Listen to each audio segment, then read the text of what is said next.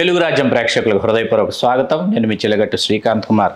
ఈవేళ మనం సుప్రసిద్ధ సినీ దర్శకులు, సినిమా పరిశ్రమకి వివిధ రంగాలలో విశేష సేవలు అందించినటువంటి విశిష్ట వ్యక్తి, దర్శకుల సంఘం అధ్యక్షులు గౌరవనీయులు శ్రీ వీరశంకర్ గారి దగ్గరకు వచ్చాం. నమస్కారం వీరశంకర్ గారు. నమస్తే.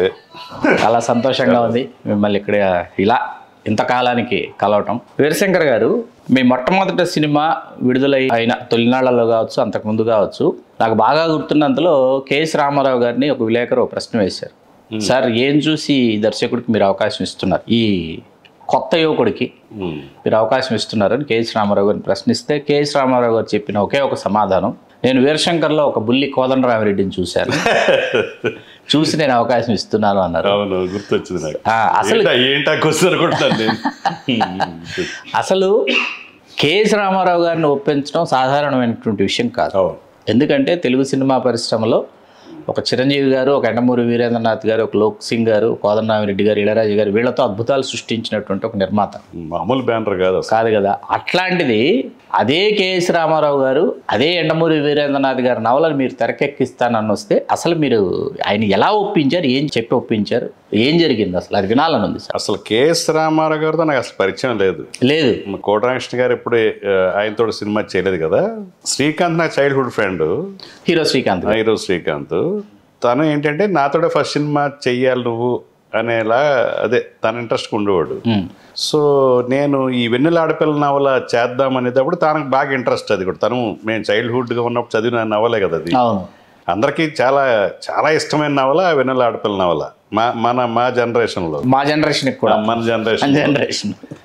సో నాతోటే చెయ్యాలి అంటే దీనికి ఆ టేస్ట్ ఉన్న ప్రొడ్యూసర్ ఎవరు అంటే కేఎస్ రామారావు గారు. ఎందుకంటే అంత క్రితం ఎండమూరి గారి నవల్స్ చాలా వరకు ఆయన నిర్మించారు కాబట్టి ప్రొడ్యూసర్గా. సో ఆయనకి చెప్తాను నేను, ఆయన కూడా ఒక సినిమా చేద్దాం అన్నారు నాతోటి అని శ్రీకాంత్ అనటం, ఆయన కాంటాక్ట్ అవటం, మీ ఇద్దరు మాట్లాడుకుని, నేను అప్పుడు చెన్నైలో ఉండేవాళ్ళం కదా. అక్కడి నుంచి నేను వచ్చి నేరేట్ చేశాను. నేను ఏదైతే సినిమాటిక్ అడాప్షన్ చేశానో అన్న వెన్నెల ఆడపిల్ల నవల, అది నేరేట్ చేశాను. ఆయన నేరేట్ చేస్తే, ఓ వెన్నెల ఆడపిల్ల నవల్ని ఎలా చేయొచ్చు అనుకుంటే ఎప్పుడో చేసి ఉండేవాడిని కదా అన్నాడు కేఎస్ రామారావు గారు.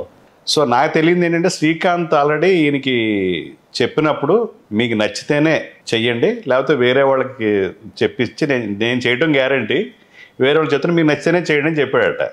సో ఇమ్మీడియట్గా శ్రీకాంత్కి ఫోన్ చేయటం, లేదు రెప్యూటెడ్ డైరెక్టర్ అవుతాడు, చాలా బాగుందని చెప్పడం, వాడు నేను ఇలా చెప్పాను నేను, కానీ బాగా నచ్చింది, డెఫినెట్గా మనం ప్రొసీడ్ అయిపోదామని అలా స్టార్ట్ అయింది. కాకపోతే అప్పుడు మన్నించి మా ప్రియ అనుకున్నాను టైటిల్. నేను నాకు గుర్తుంది ఆ టైటిల్.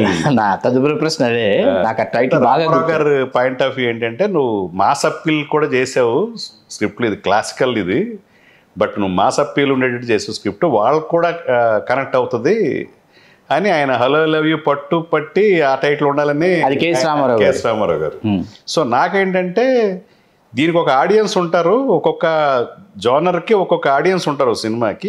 ఈ సినిమాకి స్టూడెంట్స్, క్లాస్ ఫ్యామిలీస్ ఇలా కనెక్ట్ అవ్వాలి, వాళ్ళని టార్గెట్ చేయాలి అని నేను అనుకున్నా.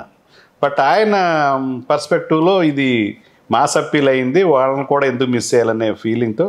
బట్ మా ఇద్దరికి నచ్చలా ఆ టైటిల్. మీ ఇద్దరికి నచ్చలా?